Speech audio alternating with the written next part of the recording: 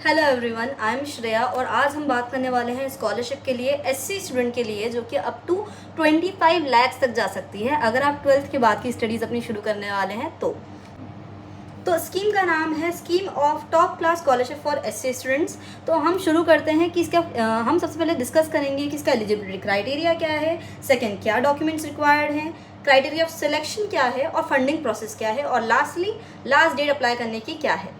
तो शुरू करते हैं इस वीडियो को। तो फर्स्ट ऑफ ऑल, अगर मैं एलिजिबिलिटी क्राइटेरिया की बात करूं तो आप जो है एससी कैटेगरी से बिलोंग करना चाहिए और आपके पास कैटेगरी सर्टिफिकेट होना चाहिए। सेकंड वन, आपकी जो इनकम है ओवरऑल फैमिली इनकम 8 लाख से कम होनी चाहिए। तो ये दो रिक्वायरमेंट हैं इस स्कॉलरशिप को अवेल करने के लिए। और तीसरा रिक्वायरमेंट मैं आपको बताना चाहूँगी कि जो आपका इंस्टीट्यूशन है, फॉर एग्जांपल अगर मैं आईएम से स्टडी कर रही हूँ तो जो मेरा इंस्टीट्यूशन है वो स्कीम के अंदर आता है तो ही मैं स्कॉलरशिप को ले पाऊंगी, अदरवाइज नहीं ले पाऊंगी। तो क्या करूँगी मैं कि जो लिस्ट ऑफ इंस्टीट्यूशन है जो इस स्कॉलरशिप के अंदर आते हैं, मैं उसकी लिस्ट इस वीडियो के डिस्क्रिप्शन बॉक्स में ऐड कर दूँगी। तो आप एक बार उस डिस्क्रिप्शन बॉक्स में चेक कर लें कि आपका इंस्टीट्यूशन उस स्कीम के अंडर आ रहा है कि नहीं। वैसे ज़रूरी नहीं है कि सिर्फ आईआईटी और आईआईएम्स ही इस कॉलेज के अंदर आते हैं, कई इंस्टीट्यूशन गवर्नमेंट इंस्टीट्यूशन जो हैं वो इस कॉलेज के अंदर ऑल्सो भी आ रहे हैं। For example Nalanda university. तो आप ना इंस्टीट्यूशन चेक कर लीजिए। नाउ सेकंड आता है कि इसकी फंडिंग प्रोसेस क्या है और क्या कैसे ये वर्क करता है। तो फॉर एग्जांपल अगर आपके कॉलेज की फ़ीस है 20 लाख, जो कि मेरे केस में है, मैं आईआईएम विशाखापट्टनम से एमबीए कर रही हूँ, तो हमारे वहाँ के कॉलेज के स्टूडेंट की फ़ीस अराउंड 20 लाख है। तो मेरे कई फ्रेंड्स हैं जिन्हें एनएसपी की इस स्कीम के थ्रू स्कॉलरशिप मिली है। उन्हें फर्स्ट ईयर की स्कॉलरशिप मिली जो कि हमारी फ़ीस से अराउंड 10 लाख फीस थी, 9 लाख समथिंग। तो उन्हें टोटल स्कॉलरशिप 9,70,000 उनके अकाउंट में मिल चुकी है। तो अब उन्हें फ्रेश रिन्यूअल करना है सेकेंड ईयर के लिए अप्लाई करने के लिए। सो बेसिकली अगर आपका 4 साल का कोर्स है तो आपको स्कॉलरशिप 4 साल के लिए मिलेगी। अगर आपका 2 साल का कोर्स है तो आपको स्कॉलरशिप 2 साल के लिए मिलेगी। स्कॉलरशिप कवर करती है आपकी पूरी ट्यूशन फ़ी और थोड़े से और एक्सपेंसेस। लास्टली अगर हम डॉक्यूमेंट रिक्वायर्ड स्कॉलरशिप की बात करें तो income certificate, caste certificate and the exam that you wrote. क्योंकि अगर मैं क्राइटेरिया ऑफ सिलेक्शन की बात करूं तो इसमें क्राइटेरिया ऑफ सिलेक्शन अलग अलग है सभी फील्ड्स के लिए।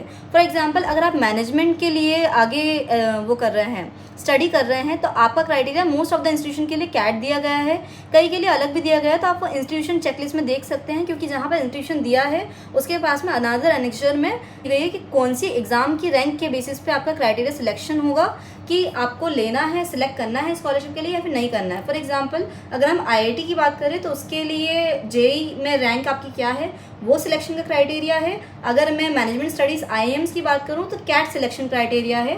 और अगर मैं दूसरे पर जंप करें तो उनका क्राइटेरिया ऑफ सिलेक्शन अलग है।